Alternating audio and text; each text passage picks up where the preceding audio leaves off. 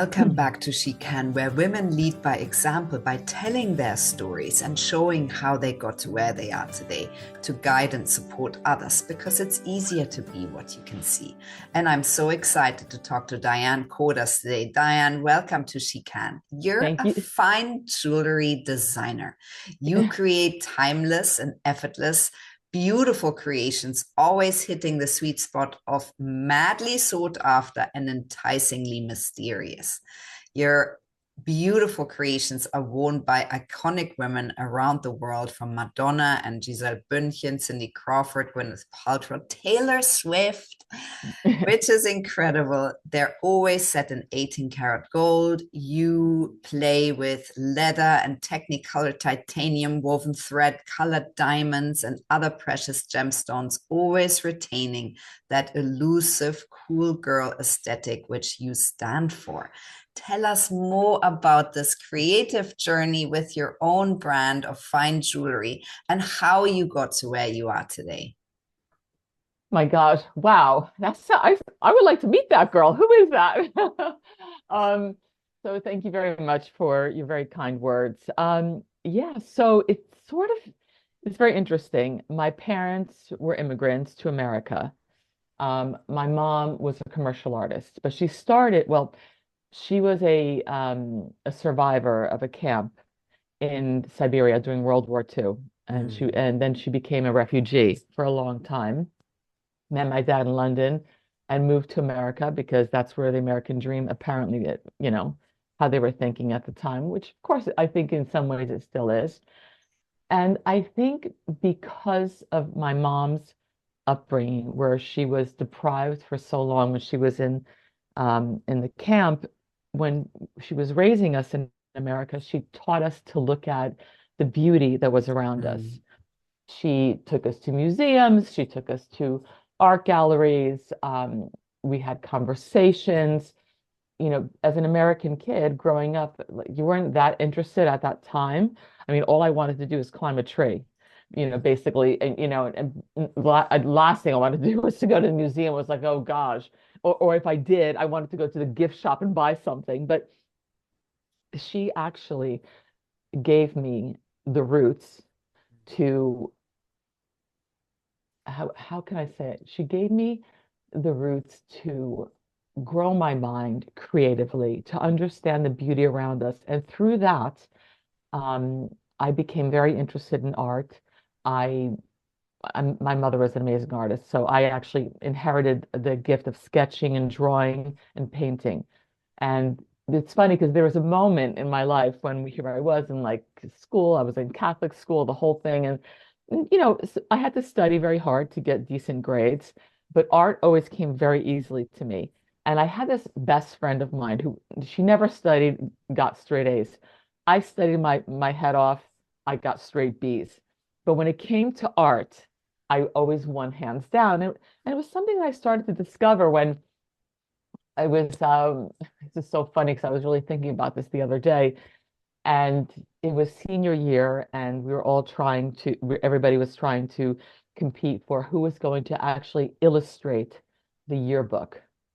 And everybody was going for it. And for me, it was like a no-brainer. And I submitted a few pictures, whatever, and I got the job. I got that wonderful opportunity. And through that, I realized that, hey, I actually have some kind of a gift here. I need to recognize it. It's okay. I'm not, if I wasn't climbing all these trees when I was younger as much as I wanted to. And from there, it led me to think about going into the creative field. I did go to college for 4 years and study business because my was a businessman. But ultimately, I needed to fulfill my passion and to do something in the arts. And that's when I went to Parsons School of Design. And I studied design, I studied textile design, and I studied fashion design. I never studied jewelry design. And which actually gives me a little bit of an edge in terms of when I'm designing things because I look at it from a different perspective. So yeah, and then I was designing, I mean, I was designing the clothes I was wearing, I was designing fabrics, and then I decided started to design jewelry for myself.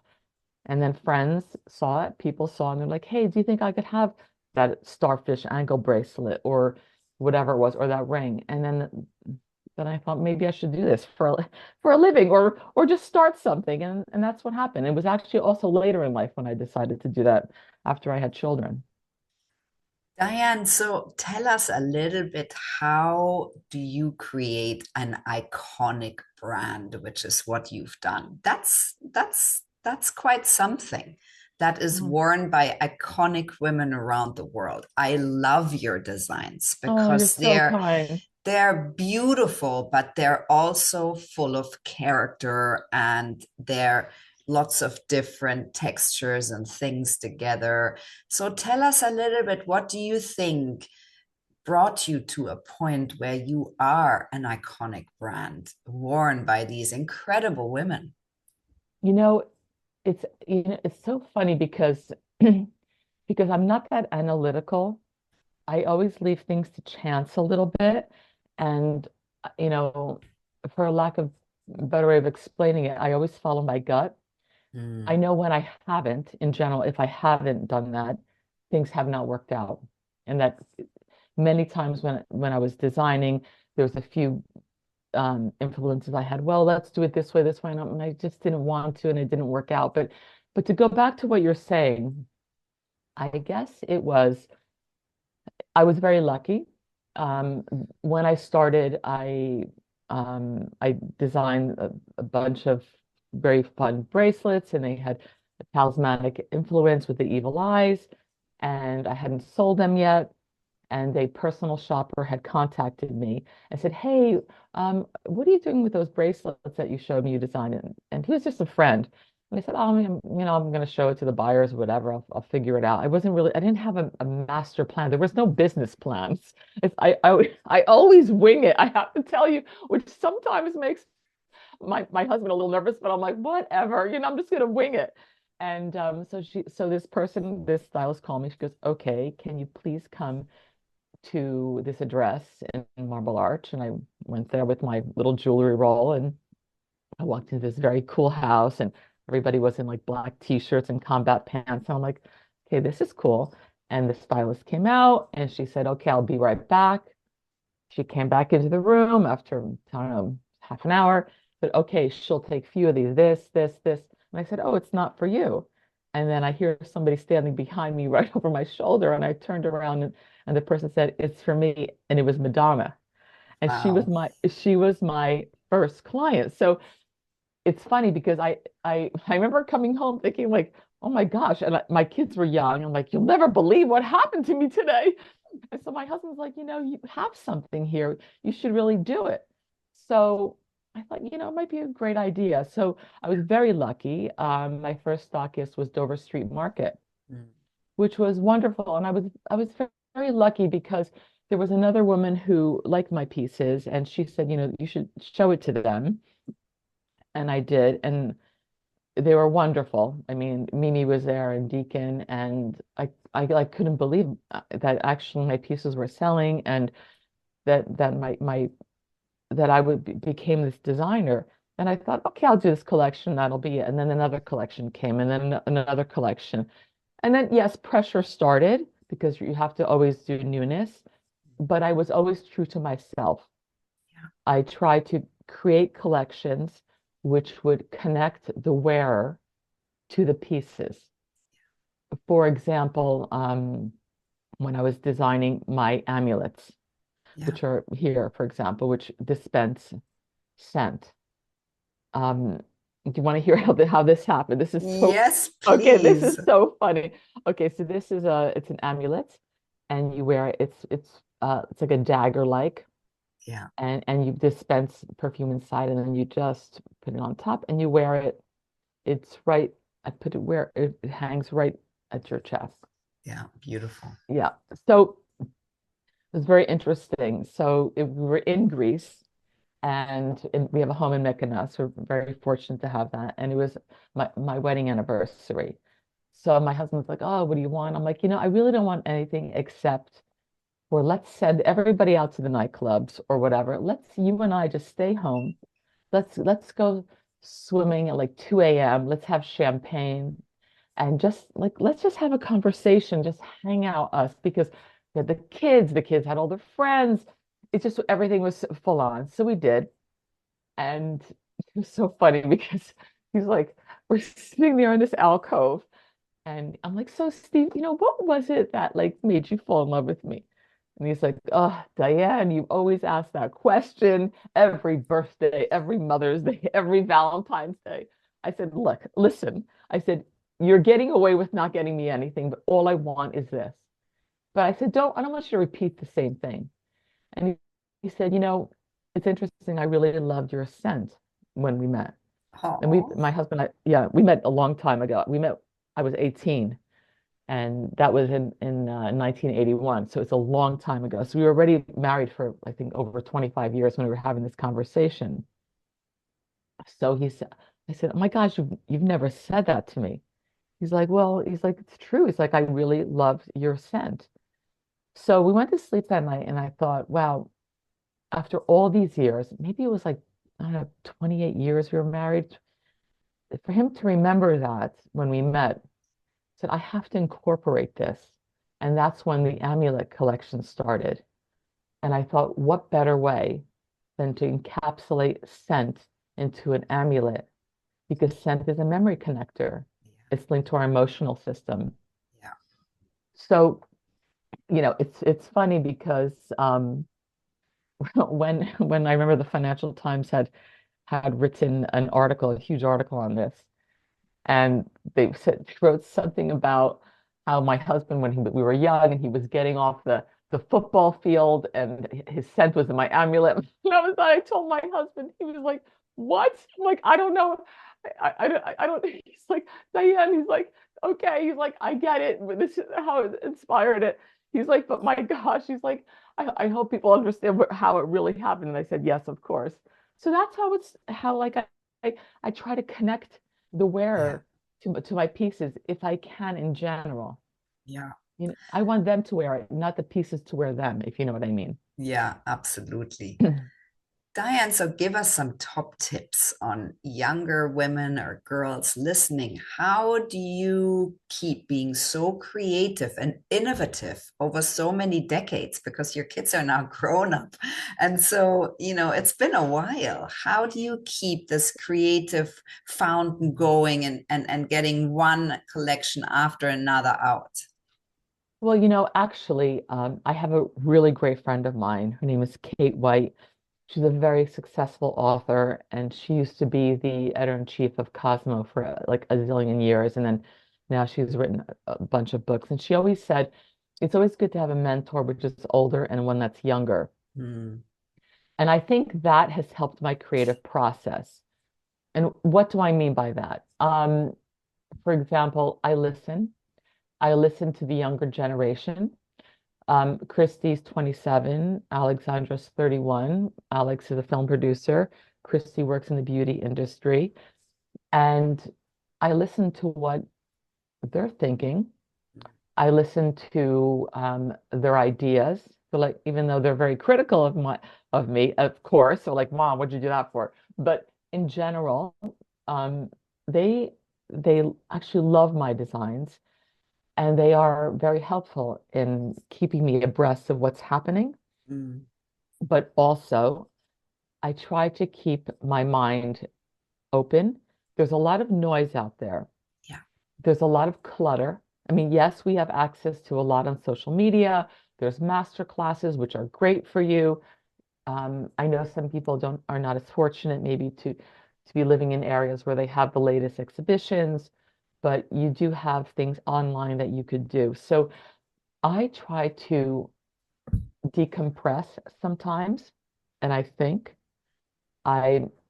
close the door, I go for walks. I don't even listen to or call a girlfriend. I just think and I walk my rescue dogs and I breathe. Things come to me naturally, Mm.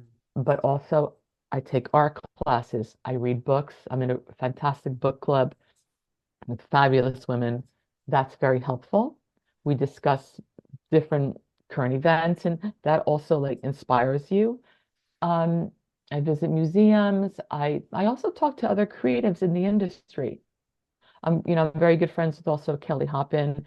And a lot of times when we're together, she's like, you should do, I love your new leather cups. What about doing it this way? And I'm thinking, oh yeah, that's cool.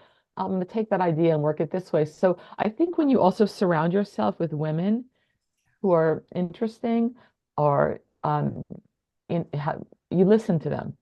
I keep my eyes open. I listen. Yeah, you take it in from wherever it comes from. Yes. Yeah. Diane, what would you say are your main lessons that you would like to share over the decades of Yeah. doing your business? Okay. Look, it wasn't easy. I started organically, and I was very lucky how it turned into a global brand, and I'm very grateful. I'm actually very grateful every day. But regarding the lessons, I've learned through my mistakes on what not to do, through the failures which I've had. I've had to process them, and I've realized that for every failure, there's something I can grow out of. It doesn't seem like that at the time. And of course, I'm like, why do I have to friggin' fail to get to the other side of and figure it out? But I know it's the way it happens for me. Yeah. Um, I realized that when I had started this and my children were younger, that the lesson was I almost it's not that having it all, but I realized something's got to give. And it's okay. You don't have to beat yourself up. You're a mom. You do your best. You have a business. You do your best. That's all you can do. You can't do anything else. When I lie my head on the pillow, I truly believe I've done my best for the day. Yeah. And I think that's a very big lesson. I also, like I said, also, but I explore my mind. Um, I I try to help wherever I can. I try to give back because I've been given a lot of beauty in my life, and I try to give back. And I think that's a really good thing as well. So those are some of the lessons that I've learned in this business. What do you feel, Diane, are challenges that you're facing still today and that you need to reframe to find ways to continue? Well, that's very interesting because when I said when I started, and I had the children, they were younger, and you were balancing everything. So here I was, my kids are older, they're out of, they're graduated college, they're on their way, and then my daughter got married last year. And it was like, whoo, it all came back to me like, okay, I have to be a mom and be present. And I'm still there as a mom. And it wasn't easy, but I figured it out. But it definitely wasn't easy because you want to be present for your daughter because it's, once in a lifetime, but you also have a business to run and you have employees to pay. So again, that challenge came back to me. I think we got through it beautifully. The wedding was incredible. My daughter's happy. It was really gorgeous, and the business continued. And I've learned that okay, maybe I don't have to be sometimes as intense. I've worked very hard, and I've shown that that I've done okay, and that I still can make ideas and I can bring my ideas into jewelry and they'll still sell and people will still want them. But I also think if there's any other lessons, or I guess it all goes down to maybe take just one day at a time. Like it's Mm, okay. It's okay. I think we've actually now started to slow down a little bit. It's okay. yeah, thank you for saying that. I think that we are still so programmed to the doing and the non-stop doing that Yes. sometimes we forget that actually these pauses are sacred and we get so much from them and find a better way forward because And of them. yeah, and girlfriends, for example, you know, I and there were times because had my family and I had, my business and I had my husband, that sometimes maybe I wasn't paying attention as much to my girlfriends. And then now that I've slowed down, I realize that my gosh, I have some incredible women around me and I appreciate them and they are my girl tribe. And I'm grateful and I'm so lucky. So I think that has actually taught me as well to be grateful for everything. My health, I had breast cancer, I beat it, and that was a tough moment, but I got through it. I got through it with my family, and I got through it with my girlfriends who stood behind me, and that was really important. So I guess when you get older, you you've had all these life experiences, you start to realize what's important. And I think that's the beauty of almost getting older in a way, right? I'm sure for you. Definitely, Right. definitely, definitely. And I want to give a shout out to Bodil who put us in touch, who's a dear Oh my friend God. of either of us. And so She's this so is, yes, gorgeous. she's She's gorgeous. gorgeous inside and out, Bodil. Yeah, Gorgeous. yeah, yeah. Diane, so how do you lead within your company or also your family? What kind of a leader are you? How are you showing up as? How do I lead? For example, okay, when it comes to my company, when I'm hiring someone, I always tell them, I said, listen, here's the thing. You'll wear many hats. You're not going, even though I'm hiring you for a specific position, I will listen and I want your input. So, yes, sometimes you'll be doing your production job, but then, oh my gosh, let's say I'm out of the country and out of the blue, a client wants to come in and take a look at a few pieces and the salesperson is somewhere else. I'm going to need you to do it. But through that, you're actually going to learn, hey, when I sat with this client of Diane's, I learned a couple of things of what they're interested in. So in my business, with the people I hire, I make them understand that you will be learning so many things across the board. Mm. And I remember when I had this production manager, it was recently because she just called me about something. And she said, I remember, Diane, when you hired me, you said, after working for me, you will actually have all the tools to start your own business. And she came to me, she's like, I just want you to know I've started my own business. I've learned everything from you. I know I was your production manager. She said, but I've learned about social media, I've learned about client relations. And I thought, wow, this was such a wonderful um, thing to see what that I've given her. She's a wonderful girl, and I'll always help her. I'll help her trying to get into some stockists. So that's how I led it within my company. Yeah. With my family, it's, I'm there for any career advice my children may need. Of course, they kind of think like, "Oh, mom, what do you know?" But then they come back to me, "Okay, so remember when you told me about I should do this?" And I'm thinking, "Oh, okay, they were obviously listening." So I'm thinking, you think they're not listening, but they are. Okay. Yeah. So I feel like that's how I'm leading my life Yeah. in general, right? Yeah. So, Beautiful. So what are you most proud of to date, do you think? mhm. Okay, I'm definitely proud of my family, Yeah. my girls. My husband is a great guy. He's like I said, we met when we were 18. Um, and he's such a support for me. I can't tell you. My girls, I'm really proud. They're smart women. They work super hard. They're creative, but they have a strong work ethic. But in terms of my work, I'm very proud that I have a global brand that's recognizable. When people see, for example, my animal rings, which, for example, like I have here. That I love with the Mhm. lion and the, Yes, yeah. and the bull, and yes, they're all here. So I have here the animal rings. Where's the lion? I don't know. It's here, the elephant. So, and you'll meet somebody who's maybe you've never met before. They're like, "Oh my gosh, Diane Kordas. Oh my God, I love your lion ring. Like you've said, or I love your blankets. They're so cool." So, I that's for me that makes my day, and it makes me feel like I've somehow been on somebody's journey.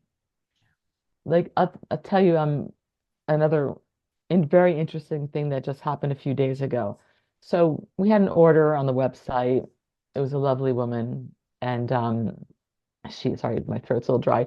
Mm, and she ordered a heartbeat necklace, and I thought, okay, that's cool. And she kept talking about it, which colored gold, and then she wrote the reason why. She said it's an anniversary. And I'm thinking wedding anniversary.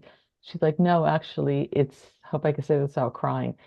My father gave me his kidney 26 years ago, and he wants to buy me this. I mean, I mean, I get all emotional now. Yeah. I'm thinking, oh my gosh, I'm part of this person's journey of survival. Incredible. So what are your plans, your goals? What are the things on the horizon for you and your brand? Um, well, I've done my lifestyle collection with the animal blankets and the boxing gloves and the matches, and I want to like increase that with Yeah, the jewelry. yeah, It's very important for me. I I want to reach all demographics, and especially also, like I said, with the homeware, with lifestyle. yeah, I want, when I made the animal blankets, they were linked to my Animal Kingdom collection. yeah, And you can take them, you can wrap them around yourself. If you want to put the bull around you or you want to put the lion around you, but then you can also put them on your bed or watch television. So I want to increase that as well to link to my jewelry. yeah. So what takeaways would you like our listeners to have from your story?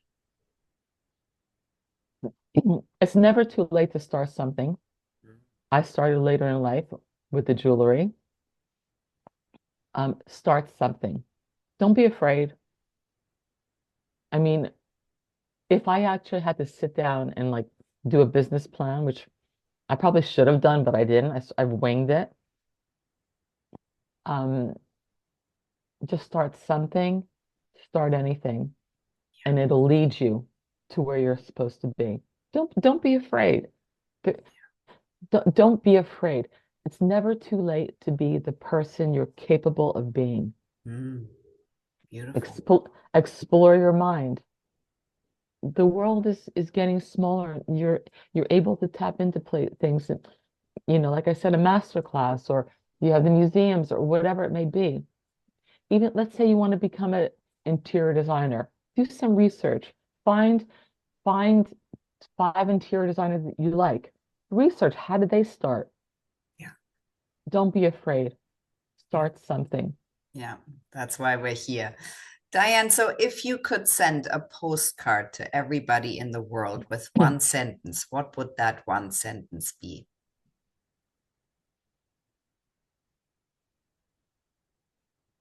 Give back.